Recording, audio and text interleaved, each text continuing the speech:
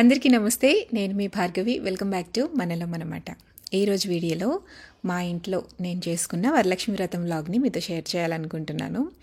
ఈసారి వరలక్ష్మి వ్రతం కాస్త కష్టంగా అండ్ ఇష్టంగా చేసుకున్న వరలక్ష్మి వ్రతం. కొంచెం స్పెషల్ వరలక్ష్మి వ్రతమే. ఎందుకంటే ఇక్కడ హైదరాబాద్లో మా ఇంట్లో రెండోసారి ఇక్కడికి వచ్చిన తర్వాత సెకండ్ టైం అనమాట వరలక్ష్మి వ్రతం చేసుకోవటం. ఫస్ట్ టైం వచ్చేసి కోవిడ్ టైంలో అయిపోయింది. ప్రతిసారి కూడా చెల్లి వాళ్ళ ఇంటి దగ్గర కానీ, అత్తయ్య వాళ్ళ ఇంటి దగ్గర కానీ, అమ్మ వాళ్ళ ఇంటి దగ్గర కానీ ఇలా ప్రతి సంవత్సరం ఎక్కడో ఒక చోట వ్రతం చేసుకునేదాన్ని. బట్ ఇక్కడ ఈసారి ఖచ్చితంగా చేసుకోవాలి, మనస్ఫూర్తిగా ప్రశాంతంగా నాకు నచ్చినట్టుగా చేసుకోవాలి అని అనిపించి గట్టిగా నిర్ణయించుకున్నాను అనమాట. కాకపోతే కాస్త హడావిడి అయిపోయింది. ఈ శ్రావణ మాసంలో 5 శుక్రవారాలు వచ్చాయి కదండి. యాక్చువల్గా వరలక్ష్మి వ్రతం అనేది 3వ శుక్రవారం చేసుకున్నారు ఈ సంవత్సరం. అయితే నాకు ఆ టైంలో కుదరలేదన్నమాట. సో నేను 4th ఫ్రైడే చేసుకున్నాను. మొన్న లాస్ట్ ఫ్రైడే చేసుకున్నాను. బాగా హడావిడి ఎందుకయింది అంటే ముందు రోజు అంటే థర్స్డే మేము విజయవాడ వెళ్ళొచ్చామన్నమాట. ఒక మ్యారేజ్ ఫంక్షన్ ఉంటే అది అటెండ్ అయ్యి రావాల్సి వచ్చింది. దానివల్ల వచ్చిన వెంటనే మళ్ళీ ప్రిపరేషన్స్ అన్నీ చేసుకోవటం, decoration part and next day morning ప్రసాదాలు, ఇలా అన్నీ ఒకదాని తర్వాత ఒకటి కొంచెం స్ట్రెస్ఫుల్గా చేసుకోవాల్సి వచ్చిందనమాట. బట్ నాకు అన్ని వ్రతాల్లో వరలక్ష్మి వ్రతం అంటే చాలా చాలా ఇష్టం. సంవత్సరంలో మనం ముఖ్యంగా చేసుకునే వ్రతాలు 2, వరలక్ష్మి వ్రతం తర్వాత వినాయక చవితి. ఎస్పెషల్గా సుమంగళిగా ఉన్నవాళ్ళు ఎక్కువగా చేసుకునేది వరలక్ష్మి వ్రతం. వినాయక చవితి అంటారా, ఇంకా పిల్లలు మగవాళ్ళు ఎక్కువగా పూజ చేసుకుంటూ ఉంటారు. యాక్చువల్గా అయితే మా నాయనమ్మ తరపు కానివ్వండి, లేకపోతే మా అమ్మమ్మ వాళ్ళ అమ్మ వాళ్ళ తరపు కానివ్వండి, ఎవరు ఈ వరలక్ష్మి వ్రతాన్ని చేసుకునే వాళ్ళు కాదు. ఫస్ట్ మా అమ్మమ్మ స్టార్ట్ చేశారనమాట. చుట్టుపక్కల వాళ్ళు అందరినీ చూసి వరలక్ష్మి వ్రతం చేసుకోవడం, వాయినాలు ఇవ్వడం ఇలాంటివి స్టార్ట్ చేశారు. అమ్మమ్మని చూసి అమ్మ నేర్చుకుంది, పెద్దమ్మ నేర్చుకుంది. సో వాళ్ళతో పాటు మేము కూడా చెయ్యాలి అని అడాప్ట్ చేసుకున్నాం. అంతే తప్ప తరాల నుంచి వస్తున్న ఆచారం అయితే కాదు ఇది. చాలామంది అంటూ ఉంటారు, మాకు కలశం పెట్టుకునే ఆనవాయి లేదు, పటం పెట్టుకుని చేసుకోవచ్చా, లేదా అమ్మవారిని ప్రతిష్ఠించి చేసుకోవచ్చా, ఇలా చాలామంది అడుగుతూ ఉంటే నాకు అనిపిస్తూ ఉంటుందన్నమాట. ఇదంతా కూడా ఒక పాజిటివ్ మైండ్ సెట్తో మన ఇష్టపూర్వకంగా దైవాన్ని కొలుచుకోవటం. అందులో మీరు కలశం పెట్టి పూజ చేసినా, పటం పెట్టి పూజ చేసినా, అమ్మవారిని డెకరేట్ చేసి పూజ చేసినా ఏదైనా ఒకటే, అది మనస్ఫూర్తిగా చేయాలంతే. అమ్మవారి రూపం డెకరేషన్ అనేది ఈ మధ్య కాలంలో బాగా పాపులర్ అయింది తప్ప అమ్మ అయితే కలశం పెట్టి పూజ చేసేది. చీరని ఇలా వస్త్రంలా కట్టినట్టుగా ఆ కలశానికే వెనక వైపు వేసి పూజ చేసేదన్నమాట. పెళ్ళైన కొత్తలో నేను కూడా అలానే చేసేదాన్ని. బట్ నాకేంటంటే అమ్మవారి రూపం డెకరేషన్ చూసినప్పటి నుంచి కూడా అలా చేసుకుంటే బాగుంటుంది, అమ్మవారే మన ఇంటికి కదిలి వచ్చినట్టుగా పాజిటివ్ వైబ్స్తో, గుడ్ ఫీల్తో, ఒక మంచి అనుభూతినిచ్చే విధంగా ఉంటుందని చెప్పేసి అలా డెకరేషన్ కూడా అప్పుడప్పుడు చేస్తూ ఉంటాను అనమాట. బట్ ఈ రోజుల్లో ఏంటంటే వరలక్ష్మి వ్రతం అనేది ఆడంబరాలకి, అట్టహాసాలకి నిలువెత్తు నిదర్శనం అయిపోతుంది. తప్పు లేదు, ఎవరి స్థితిగతుల్ని బట్టి వాళ్ళు చేసుకుంటారు. ఇలానే చేయాలని ఏం లేదు. మనకి నచ్చినట్టు, మనకి తోచినట్టు, మన వీలుని బట్టి వరలక్ష్మి వ్రతం చేసుకోవచ్చు. బట్ అమ్మవారిని మన ఇంటికి ఆహ్వానిస్తున్నట్టుగా మనస్ఫూర్తిగా చేయాలి అంతే. యాక్చువల్గా నేను శారీ డ్రేపింగ్ అనుకున్నాను, కానీ శారీ డ్రేపింగ్ చేయాలంటే కొంచెం టైం ఎక్కువ తీసుకుంటుంది. మేము ఇంటికి వచ్చేసరికి ఆల్మోస్ట్ 9 అయిపోయిందండి. ఇంకా నైట్కి మళ్ళీ శారీ డ్రేపింగ్ ఇవన్నీ చేయాలి అంటే టైం ఎక్కువ తీసుకుంటుందని చెప్పేసి బ్లౌజ్ పీస్ని ఇలా చక్కగా డ్రేపింగ్ కింద అరేంజ్ చేసేసాను అనమాట. సింపుల్గా చేసిన నాకైతే లుక్ బాగా అనిపించింది. అమ్మవారి రూపం కూడా చక్కగా కుదిరింది అనిపించింది. అరటి మూదలు తీసుకుందాము అంటే మేము యాక్చువల్గా ఇవి తీసుకోవాలంటే కుకట్పల్లి వరకు వెళ్ళాలి కొండాపూర్ నుంచి. సో అంత టైం లేదు కాబట్టి నా దగ్గర ఆర్టిఫిషియల్ ఉంటే అవే యూజ్ చేస్తూ డెకరేట్ చేసేసాను. పువ్వుల కాస్ట్, పండగ వచ్చిందంటే చాలు పూల కాస్ట్ డబల్, ట్రిపుల్, 4 టైమ్స్ కూడా అమ్మే ఛాన్సెస్ అయితే ఉన్నాయి. అది కూడా పోనీ ఫ్రెష్గా ఇస్తారా అంటే ఫ్లవర్స్ అనేవి ఫ్రెష్గా ఉండవు. కాస్ట్ తీసుకుంటున్నప్పుడు అట్లీస్ట్ ఫ్రెష్గా ప్రొవైడ్ చేస్తే కొంచెం హ్యాపీ ఫీల్ ఉంటుంది. బట్ ఫ్రెష్గా కూడా ఉండట్లేదు, వాడిపోయిన పువ్వులే ఇస్తున్నారు ఎంత కాస్ట్ పెట్టి తీసుకున్నా కూడా.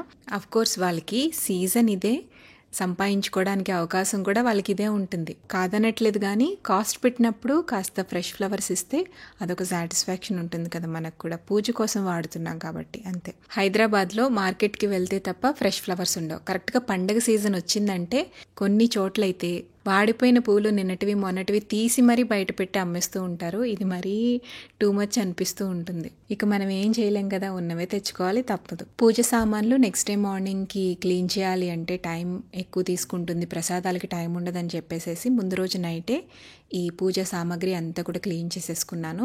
అండ్ తాంబూలాలు కూడా ప్రిపేర్ చేసుకుని పెట్టేసుకున్నాను అనమాట. పచ్చివి కాకుండా కొంచెం జాకెట్ ముక్క, గాజులు ఇలాంటివన్నీ కూడా ముందుగానే బ్యాగ్స్లో వేసేసి రిటర్న్ గిఫ్ట్ కింద ఇవ్వడానికి అవి ప్రిపేర్ చేసుకుని పక్కన పెట్టేసుకున్నాను. నాకు ఇవన్నీ చేసుకోవడానికి టైం ఆల్మోస్ట్ 1 అయిందండి. నేను పడుకునేసరికి 2 o'clock అయిందనమాట.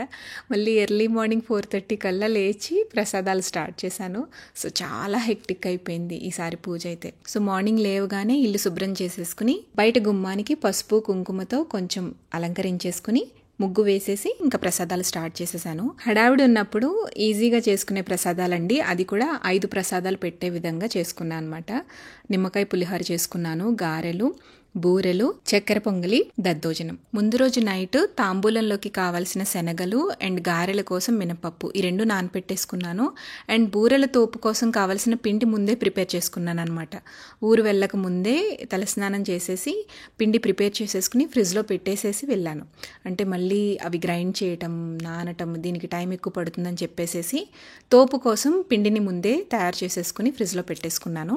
నెక్స్ట్ డే మార్నింగ్ పూర్ణం చేసేసుకుని బూరెలు వేసుకోవచ్చు అని చెప్పేసి. ఉదయం లేవగానే శనగపప్పు, పెసరపప్పు ఈ 2 నానబెట్టేసుకుంటే శనగపప్పు మనకి బూరెల కోసం సరిపోతుంది. పెసరపప్పు వచ్చేసి చక్కెర పొంగలికి అలాగే వడపప్పుకి రెండిటికి కలిపి నానబెట్టేసుకున్నాను. ఫస్ట్ రైస్ కుక్ చేసేసాను. రైస్ ఏంటంటే పులిహోరకి, దద్దోజనానికి, చక్కెర పొంగలికి అండ్ మధ్యాహ్నం లంచ్కి రైస్ కావాలి కదా, సో దానికి అన్నిటికీ కలిపి ఒకేసారి రైస్ పెట్టేశాను అనమాట. ఇది 5 లీటర్స్ ప్రెషర్ కుక్కర్ అండి. సో ఇంతకు ముందు లాస్ట్ టైం నేను 3 లీటర్స్ ప్రెషర్ కుక్కర్ తీసుకున్నాను ఇండస్ వ్యాలీలో. అది చాలా యూస్ఫుల్గా అనిపించింది అనమాట. లార్జ్ క్వాంటిటీలో కుక్ చేయాలి అంటే 5 లీటర్స్ కూడా బాగుంటుందని చెప్పేసి ఈసారి 5 లీటర్స్ తెప్పించాను. రైస్ అనేది ఈవెన్గా కుక్ అవుతుంది. అడుగున మెత్తగా అయిపోవటం, పైన పొడి పొడిగా ఉండిపోవడం ఇట్లా కాకుండా రైస్ ఈవెన్గా కుక్ అవుతుంది అనమాట. అడుగు మాడిపోవటం కానివ్వండి, నీరు ఎక్కువైపోయి చెమ్మ వచ్చేయటం కానివ్వండి, అలా ఉండట్లేదు ఇందులో కుక్ చేస్తుంటే. బాగుంది, చాలా యూస్ఫుల్గా ఉంది. సో ఇందులో 3 లీటర్స్ ఉంది, అలాగే 5 లీటర్స్ కూడా ఉంది. రైస్ పెట్టేసిన తర్వాత చట్నీ ప్రిపేర్ చేసేస్తున్నానండి. ఎందుకంటే ఇప్పుడు మనం పూజలో పడి పని చేసుకుంటూ ఉంటాము, మనకి అయితే ఆకలేదు. అదేంటో నాకు విచిత్రం తెలియదు కానీ పూజలప్పుడు, వ్రతాలప్పుడు చేసేవాళ్ళకి అసలు ఆకలి అయితే వేయదు. అమ్మ కూడా అంతే. మా చిన్నప్పుడు వాయనం ఇచ్చే వరకు కూడా ఏమీ తినేది కాదు, అయినా కూడా ఆకలి వేయకుండా ఎట్లుంటున్నావమ్మా అనేవాళ్ళం అనమాట. మాకైతే ఆకలి దంచేసేది. నాకు ఇప్పుడు ఈ స్టేజ్కి వచ్చిన తర్వాత అర్థమవుతుంది. నాకు కూడా అసలు పూజ చేసేటప్పుడు, చేసిన తర్వాత కానీ అసలు ఆకలే వేయదండి. ఎంతసేపు అయినా ఉండగలుగుతున్నాను అనమాట. నైట్ లేట్ అయినా, మార్నింగ్ ఎర్లీగా లేచినా ఆకలి అనేదే నాకు అసలు వేయలేదు. బట్ మన ఇంట్లో వాళ్ళకి అలా ఉండదు కదా పాపం, వాళ్ళకి ఆకలి వేస్తుంది. పూజలో కూర్చునే టైంకి లేట్ అయితే వాళ్ళు తినకుండా ఉండలేరు కాబట్టి నేను ఫస్ట్ అయితే చట్నీ ప్రిపేర్ చేసేసి, పల్లి చట్నీ ప్రిపేర్ చేసి పక్కన పెట్టేస్తున్నాను. ఆల్రెడీ దోశ పిండి ఉందన్నమాట. దోశలు వాళ్ళే వేసుకుని తింటారని చెప్పేసి పల్లి చట్నీ చేసేస్తున్నాను. నేను ఎప్పుడైనా సరే ఎలా ప్లాన్ చేసుకుంటాను అంటే గిన్నెలు ఎక్కువ అవ్వకుండా ఒకటే గిన్నెతో 2-3 రకాలు ఒకదాని తర్వాత ఒకటి చేసే విధంగా, మళ్ళీ కడిగే పని లేకుండా ప్లాన్ చేసుకుంటూ ఉంటాను అనమాట. మెస్సీగా అవ్వకుండా, గిన్నెలు పొలవమని షింక్లో పడకుండా చూసుకుంటాను. అలాగే ఈ ప్యాన్ని కూడా మల్టీపర్పస్ కింద యూస్ చేయాలని ఫిక్స్ అయ్యాను ఫస్టే. ఈ ప్యాన్ కూడా ఇండస్ వ్యాలీలోనే తీసుకున్నానండి. బాగా స్టడీగా ఉంది, వెయిట్ ఎక్కువ ఉందన్నమాట. సో అడుగు పట్టే ఛాన్సెస్ అనేవి తక్కువ ఉంటాయి. ఇందులోనే డిఫరెంట్ కెపాసిటీస్ ఉండే, అంటే డయామీటర్స్ డిఫరెంట్గా ఉండే ప్యాన్స్ ఉన్నాయి. 2-3 రకాలు ఉన్నట్టున్నాయి. నేను తీసుకున్నది వచ్చేసి 22 సెంటీమీటర్స్ ప్యాన్ అనమాట. ఇది 1.5 లీటర్స్ దాకా కెపాసిటీ ఉంటుంది. సో ఇందులో 24 సెంటీమీటర్స్ ప్యాన్ ఉంది అండ్ 26 సెంటీమీటర్స్ కూడా ప్యాన్ ఉంది. లింక్ డిస్క్రిప్షన్ బాక్స్లో ఇస్తాను, చెక్అవుట్ చేయండి. అండ్ కూపన్ కోడ్ కూడా మెన్షన్ చేస్తాను, అది యూస్ చేస్తూ పర్చేస్ చేయండి. 12% డిస్కౌంట్ వస్తుంది. సో ఎక్కువ మెస్సీ అవ్వకుండా ఇదే ప్యాన్లో తాలింపు వేసేస్తాను, డ్రై ఫ్రూట్స్ వేయించేస్తాను అండ్ పూర్ణం కూడా ఇందులోనే ప్రిపేర్ చేసేస్తాను. పూర్ణం కోసం నానబెట్టుకున్న శనగపప్పుని కూడా ప్రెషర్ కుక్కర్లో వేసేసి నీళ్లు పోసి బాయిల్ చేసేస్తున్నానండి. చట్నీ చేసేసుకున్న తర్వాత మిక్సీ జార్ని వాష్ చేసేసి బాయిల్ చేసుకున్న శనగపప్పు ఉంటుంది కదా, ప్రెషర్ కుక్ చేసుకున్న శనగపప్పు, ఎక్స్ట్రా వాటర్ అంతా తీసేసి ఆ శనగపప్పు అలాగే బెల్లం ఈ 2 కూడా వేసేసి మిక్సీ పట్టేస్తున్నాను అనమాట. ఇలా మిక్సీ పట్టుకునే శనగపప్పుని పాన్లో కొంచెం నెయ్యి వేసి లైట్గా రోస్ట్ చేస్తే కనుక ఇది కాస్త దగ్గర పడుతుంది. ఆ తర్వాత పూర్ణం ఉండల కింద చుట్టేసుకోవచ్చు. సో పూర్ణం అనేది పాన్కి అంటదు, అలాగే మిక్సీకి కూడా అంటదు కాబట్టి మిక్సీలో అది క్లీన్ చేసేసుకుని మళ్ళీ మనం నానబెట్టుకున్న మినపప్పు వేసేసి గారెలకి గ్రైండ్ చేసేస్తున్నాను. మిక్సీలో వేసినా కూడా గారెలు మీకు ఫ్లఫీగా రావాలి అంటే కాస్త బీట్ చేయాలండి. కొంచెం వంట సోడా వేసి బాగా బీట్ చేస్తే కనుక మీకు గారెలు ఫ్లఫీగా వస్తాయి. ఇందులోకి కావాల్సిన ఇంగ్రీడియంట్స్ అన్నీ కూడా వేసేస్తున్నాను అనమాట. మనం అమ్మవారికి పెడుతున్నాం కాబట్టి, పూజ కోసం కాబట్టి ఉల్లిపాయలు లేకుండా సన్నగా తరిగిన అల్లము, పచ్చిమిర్చి, కరివేపాకు వేసేసి ఉప్పు, కొద్దిగా జీలకర్ర వేసేసి బాగా కలిపేసేసి పక్కన పెట్టేసుకుంటున్నాను. గారెలు తర్వాత ఫ్రై చేయొచ్చు. ఆ రోజు యాక్చువల్గా ఇండిపెండెన్స్ డే అనమాట. మా వాడికి ఆ రోజు ఏదో ప్రోగ్రామ్ ఉంది, డ్యాన్స్ పర్ఫార్మెన్స్ కూడా ఉంది. నన్ను కానీ వాళ్ళ నాన్నని కానీ రమ్మని చెప్పాడు. బట్ మాకు ఈ పూజ హడావిడిలో వెళ్ళడం అవ్వలేదు. సో బస్సులోనే వెళ్ళాడు, బస్సులోనే వచ్చేసాడు అనమాట. ఈలోపు రైస్ అనేది ప్రెషర్ కుక్కర్లో పెట్టేసాం కాబట్టి అది ఉడికిపోయి ఉంటుంది. ప్రెషర్ పోయిన తర్వాత నేను రైస్ని సపరేట్ చేసేస్తున్నాను. కొంత రైస్ని పులిహార కోసం పక్కన పెట్టేస్తున్నాను, కొద్దిగా రైస్నేమో దద్దోజనం కోసం పక్కన పెడుతున్నాను, అండ్ కొంచెం రైస్ని చక్కెర పొంగల్ కోసం పక్కకి తీస్తున్నాను. స్టవ్ మనకి ఖాళీ అవుతుంది కాబట్టి ఈలోపు పెసరపప్పుని కూడా స్టవ్ మీద పెట్టి ఉడికించేస్తున్నానండి చక్కెర పొంగలికి. పులిహార రైస్ అనేది మనం పొడి పొడిగానే కావాలి కాబట్టి అలా వదిలేసేయచ్చు. బట్ దద్దోజనానికి మీకు మెత్తగా కావాలి కాబట్టి వేడి మీద ఉన్నప్పుడే రైస్ని బాగా మ్యాష్ చేసేసేయాలన్నమాట. అలాగే చక్కెర పొంగలికి మరీ మెత్తగా కాకుండా కొంచెం పలుకుండేలాగా మ్యాష్ చేసుకోవాలి. సో పెసరపప్పు ఇలా ఉడికిపోయిన తర్వాత లైట్గా మ్యాష్ చేసుకున్న రైస్ని ఇందులో వేసేసేయండి. వాటర్ సరిపోలేదు అనుకుంటే కొద్దిగా వాటర్ వేసుకుని కన్సిస్టెన్సీ అడ్జస్ట్ చేసుకోవచ్చు. ఇందులోనే పంచదార అండ్ బెల్లం రెండు కలిపి వేస్తానండి నేను చక్కెర పొంగలికి. అచ్చం పంచదారతో చేయను అనమాట. ఇవి వేసేసాక మొత్తం కరిగిపోయి కలిసిపోయేలాగా ఉడికించేసేయాలి. ఆ తర్వాత కొద్దిగా యాలకుల పొడి అండ్ అలాగే డ్రై ఫ్రూట్స్ని కొంచెం నెయ్యిలో వేయించేసి ఇందులోకి వేసేసి కలిపేసి దించేస్తే ఒక ప్రసాదం అయిపోతుంది. ఇంకా తర్వాత పూర్ణాలు తయారు చేసేసుకున్నాం కాబట్టి పిండిలోకి కాస్త డిప్ చేసేసి పూర్ణం బూరెలు వేసేస్తున్నాను. అండ్ అలాగే గారెలు కూడా. ఈ పూర్ణం బూరెలు, గారెలు అన్నీ ఒకేసారి కాకుండా మనం అమ్మవారికి నైవేద్యంగా ఎన్నైతే పెడతామో అన్ని వేసుకుంటే సరిపోతుంది. ఆ తర్వాత పూజ అయిపోయిన తర్వాత మళ్ళీ మనం వేయించుకుని ఫ్రెష్గా తినచ్చు. సో 3 ప్రసాదాలు అయిపోయాయి కదండి, చక్కెర పొంగలి, గారెలు అండ్ బూరెలు. తర్వాత పులిహోర అండ్ దద్దోజనం ఈ రెండిటికి తాలింపు పెట్టేస్తున్నా అనమాట. నిమ్మకాయ పులిహోర అన్నిటికన్నా ఈజీ కదండి. సో నిమ్మకాయ రసం పిండేసేసి అందులో కొంచెం పసుపు, అలాగే కాస్త కరివేపాకు, ఉప్పు, కొద్దిగా ఆయిల్ వేసి వేడి మీద కలిపేసుకుని దాన్ని తాలింపు పెట్టేసుకోవటమే. పులిహోర తాలింపేనండి. కొంచెం ఆయిల్ వేసి అందులో పల్లీలు, జీడిపప్పు, శనగపప్పు, మినపప్పు, ఆవాలు, ఎండుమిర్చి, పచ్చిమిర్చి, కరివేపాకు కొద్దిగా వేయించేసి ఇంగువ వేసి దించేసి తాలింపు పులిహోరలో కలిపేసుకోవాలి. కొద్దిగా కొత్తిమీర వేసి కూడా కలుపుకుంటే నిమ్మకాయ పులిహోర టేస్ట్ బాగుంటుంది. ఇంకా తర్వాత దద్దోజనం మ్యాష్ చేసుకున్న రైస్లోకి పాలు అలాగే పెరుగు. పాలు కొంచెం ఎక్కువ వేసుకుంటే త్వరగా పులియదు, పెరుగు ఎక్కువ వేసుకుంటే త్వరగా పులిసిపోతుంది. అలాగ మీరు క్వాంటిటీస్ అడ్జస్ట్ చేసుకుని కన్సిస్టెన్సీ కొంచెం పల్చగానే కలుపుకోవాలి. ఆ తర్వాత కాస్త ఉప్పు వేసి కలిపేసి ఇందులోకి దద్దోజనం తాలింపు పెట్టేసుకోవటమే. కాస్త మిరియాలు వేసి తాలింపు గింజలన్నీ వేసి నెయ్యితో తాలింపు పెట్టుకుంటే టేస్ట్ బాగుంటుంది. అంతే, ఫటాఫట్ 5 రకాల ప్రసాదాలు, నైవేద్యాలు తయారు చేసేసుకోవచ్చు. నేను వీడియో సెల్ఫ్ షూట్ చేసుకుంటూ చేయడం వల్ల కాస్త టైం పట్టిందే తప్ప మీరైతే ఇలా ప్లాన్ చేసుకుంటే చాలా త్వరగా 5 రకాల ప్రసాదాలు ఫటాఫట్ చేసేయచ్చండి. ఎప్పుడైనా పూజలప్పుడు, వ్రతాలప్పుడు ప్రసాదాలు చేసుకోవాలంటే ఇలా ప్లాన్ చేసుకోండి. చాలా క్విక్ అండ్ ఈజీగా అయిపోతాయి అన్నమాట. ప్రసాదాలు, నైవేద్యాలు అయిపోయాయి. ఇంకా కొంచెం రెడీ అయ్యి పూజ ప్రిపరేషన్ స్టార్ట్ చేయాలి. వరలక్ష్మి వ్రతం కోసం 2 పట్టు చీరలు అయితే తీసుకున్నానండి. ఎప్పుడైనా సరే పూజ చేసేటప్పుడు 2 చీరలు తీసుకుంటా అనమాట. ఒకటేమో పూజలోకి నేను కట్టుకోవడానికి, ఒకటి అమ్మవారికి పెట్టడానికి. ఈసారి అయితే కంచిపట్టు చీరలు ప్యూర్ జరీ శారీస్ తీసుకున్నానండి. ఒకటి వచ్చేసి పింక్ కలర్ శారీ అనమాట. ప్యూర్ హ్యాండ్లూమ్ పట్టు చీర ఇది క్వీన్స్ చాయిస్లో తీసుకున్నాను. యాక్చువల్గా షాపింగ్ చేసేటప్పుడు 3 చీరల్లో ఏది తీసుకోవాలి అనేది నాకు కన్ఫ్యూజన్ అనమాట. ఒకటేమో 2 ఫ్యాన్సీ టైప్లో ఉంది, ఒకటేమో 2 ట్రెడిషనల్ టైప్లో ఉంది. ఈ పింక్ శారీ వచ్చేసి ఎవర్ గ్రీన్ టైప్లో ఉంది, ఎప్పటికైనా అవుట్ ఆఫ్ ఫ్యాషన్ అవ్వదు అన్నట్టుగా ఉందన్నమాట. సో నేను పిక్స్ కూడా షేర్ చేస్తానండి. మీకు ఈ 3 శారీస్లో ఏది నచ్చింది అనేది కమెంట్ చేయండి. నేనైతే ఇంకా ఫైనల్గా ఈ పింక్ శారీ అయితే ఎప్పటికైనా బాగుంటుంది, ఎవరికైనా బాగుంటుంది. పట్టు చీర కదా, సో నెక్స్ట్ జనరేషన్కి కూడా ఇవ్వగలిగే విధంగా ఉండాలి అనే ఉద్దేశంతో ఈ పింక్ శారీ చూస్ చేసుకున్నాను అనమాట. శారీ అయితే చాలా బాగుంది. ఇలాంటి మీకు ట్రెండీ కలెక్షన్ కావాలన్నా, ఫ్యాన్సీ టైప్లో పట్టు వెరైటీస్ కావాలన్నా, ట్రెడిషనల్ పట్టు వెరైటీస్ కావాలన్నా క్వీన్స్ చాయిస్ పట్టు శారీస్లో చూస్ చేసుకోవచ్చు. పూజకి మనం కట్టుకునేటప్పుడు టైం ఎక్కువ తీసుకోకుండా ఈజీగా డ్రేప్ చేసుకోవడానికి ఉంటుందని చెప్పేసి ప్రీ ప్లీటింగ్ చేయించేసాను అనమాట. అండ్ బ్లౌజ్ కూడా స్టిచ్ చేయించేసాను. లతి క్రియేషన్స్లోనే స్టిచ్ చేయించాను. ఫుల్ బ్లౌజ్ అంతా కూడా కంప్లీట్ వర్క్ వచ్చేలాగా, కాంట్రాస్ట్లో కాకుండా సెల్ఫ్లోనే మల్టీపర్పస్ కింద యూజ్ అయ్యేలాగా బ్లౌజ్ని స్టిచ్ చేయించానండి. ప్రీ ప్లీటింగ్ అండ్ మగ్గం వర్క్ అంతా కూడా లతి క్రియేషన్స్లోనే చేయించాను. తర్వాత అమ్మవారికి పెట్టే పట్టు చీర వచ్చేసి JYVS హ్యాండ్లూమ్స్ నుంచి తీసుకున్నాను. ఇది కంప్లీట్గా వింటేజ్ శారీ అండి. ఈ శారీ కాంబినేషన్ వచ్చేసి onion pink and maroon colour combination అనమాట. శారీ అంతా కూడా సన్నటి జెరీ స్ట్రైప్స్ వస్తాయి అండ్ బార్డర్ లో పీకాక్ అండ్ యాలి డిజైన్ వస్తుంది. కంప్లీట్ గా ట్రెడిషనల్ బార్డర్ అనమాట. కాంజీవరం వింటేజ్ శారీ. ఈ శారీకి నేను బ్లౌజ్, శారీలో వచ్చిన బ్లౌజ్ ని నార్మల్ గా స్టిచ్ చేయించేసాను. ఎటువంటి మగ్గం టచ్ ఇవ్వలేదండి. కంప్లీట్ గా వింటేజ్ లుక్ ఉండాలని చెప్పేసి. JYVS హ్యాండ్లూమ్స్ లో వింటేజ్ చీరలు చాలా చాలా బ్యూటిఫుల్ గా ఉంటాయి.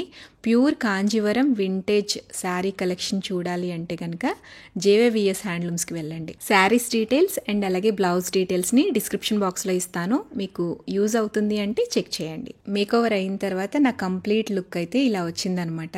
ఇక ఆ తర్వాత అమ్మవారికి చిన్న చిన్న డెకరేషన్స్ అండ్ కలిసం డెకరేషను, తర్వాత చేతికి కట్టుకునే తోరణాలు, అమ్మవారికి రూపు వేస్తాం కదా, ప్రతి సంవత్సరం కొత్త రూపు తీసుకోవచ్చు. లేదంటే పాతదాన్ని మనం పాలతో గనక, పచ్చి పాలతో గనక అభిషేకం చేసినట్టుగా వాష్ చేసి అదే రూపుని మనం మళ్ళీ తిరిగి అమ్మవారికి కలిసానికి పెట్టుకోవచ్చు. ఇలా చిన్న చిన్న డెకరేషన్స్ అన్ని కూడా చేసుకుంటున్నాం అనమాట. నాకు హెల్ప్ చేయడానికి మా అక్క వాళ్ళ పాప వచ్చింది. తను ఇక్కడే హైదరాబాద్లో చదువుకుంటూ ఉంటుంది. సో తన్ని మార్నింగే వచ్చేయమని చెప్పాను, చిన్న చిన్న హెల్ప్స్ చేస్తుంది అని చెప్పేసి. వరలక్ష్మి వ్రతం కోసం కావాల్సిన పూజా సామాగ్రి అండ్ అలాగే ఎలా చేసుకోవాలి, ప్రీ ప్రిపరేషన్స్ ఏమేం చేసుకోవాలి, ఇలాంటివన్నీ కూడా క్లియర్గా ఎక్స్ప్లెయిన్ చేస్తూ మనలో మన మాటలోనే ఒక వీడియో చేశానండి. సో ఆ వీడియో మీరు ఆల్రెడీ చూసి ఉండొచ్చు. ఆల్మోస్ట్ 1 మిలియన్ క్రాస్ అయిపోయింది వ్యూస్ కూడా. అందుకని నేను ఎలా చేసుకోవాలి ఏంటి అనేది ఎక్స్ప్లెయిన్ చేయట్లేదు. జస్ట్ మా వ్రతం ఎలా జరిగింది అనేది వీడియో క్లిప్స్ ద్వారా మీకు షేర్ చేస్తున్నాను. ఇంతకు ముందు వరలక్ష్మి వ్రత కథా పుస్తకాన్ని చదివి పూజ చేసుకునే వాళ్ళం. ఇప్పుడు ఆడియో క్లిప్స్ చాలా వచ్చేసాయి కదండి. వ్రతం చేసుకునేటప్పుడు ఆ ఆడియోని ప్లే చేసుకుని పూజ చేసుకుంటున్నాము. పుస్తకాన్ని చదివి చేసే కంటే కూడా పూజారి మంత్రోచ్చారణతో చేయించే పూజ నాకు బాగా అనిపించింది అనమాట. సో అప్పటి నుంచి కూడా ఇలా ఆడియో అనేది పెట్టేసుకుని పూజ చేసుకుంటున్నాం. ఏదేమైనా మనస్ఫూర్తిగా ఏకాగ్రతతో చేయటమే కదా కావాల్సింది.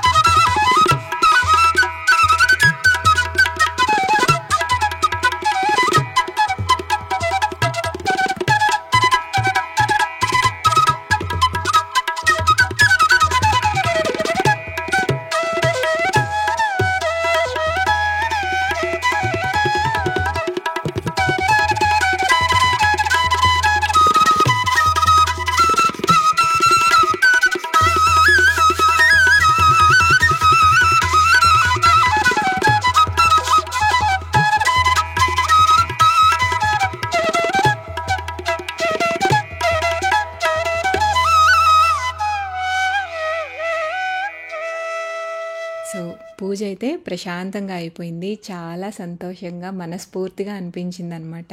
కొంతమందిని వాయినాలకైతే పిలిచాను. సో అలా మధ్య మధ్యలో వచ్చిన వాళ్ళందరికీ వాయినాలు ఇచ్చేసుకున్నాను. వీడియోస్ అయితే అన్నీ షూట్ చేయలేదండి, వీలైనంత వరకు షూట్ చేశాను అనమాట. వరలక్ష్మి వ్రతం రోజు ఈవినింగ్ టైంలో అంటే 5 నుంచి 6 గంటల మధ్యలో ఏం చేస్తానంటే అమ్మవారికి రూపు వేస్తాం కదా, ఆ రూపుని తీసి మేమే మెడలో వేసుకుంటాం అనమాట, మెడలో కట్టుకుంటాము. అలాగే అమ్మవారికి పెట్టిన చీరని కూడా కట్టుకొని ముత్తైదువులకి తాంబూలాలు ఇవ్వాలంటే ఇవ్వచ్చు, లేదంటే ఆ టైంలో పూజ చేసి మళ్ళీ దీపారాధన చేసి దీపం కొండెక్కిన తర్వాత కలశాన్ని పెట్టుకున్న పీఠాన్ని 3 సార్లు పైకి లేపి కింద పెట్టేస్తాము. ఇంకా అంతటితో ఆ రోజుతో వ్రతం పూర్తయిపోతుంది. ఇంకా నెక్స్ట్ డే మనం అన్నీ కూడా పైకి ఎత్తి పెట్టేయచ్చు. చాలామంది 3వ రోజు వరకు 5వ రోజు వరకు ఉంచుతూ ఉంటారు. అలా ఉంచాలంటే ప్రతిరోజు కూడా నైవేద్యాలు చేసి పెట్టాలన్నమాట. మేమైతే ఆ రోజే కదిపేస్తాం పీఠాన్ని. సో ఇలా నా వరలక్ష్మి వ్రతం జరిగింది. ఈ వీడియో ద్వారా మీకు ఎంతో కొంత ఇన్ఫర్మేషన్ ఇచ్చానని అనుకుంటున్నాను. వీడియో నచ్చితే తప్పకుండా లైక్ చేయండి. మళ్ళీ నెక్స్ట్ వీక్ ఇంకొక మంచి వీడియోతో మిమ్మల్ని కలుస్తాను. అంతవరకు కీప్ వాచింగ్ మనలో మనమాట.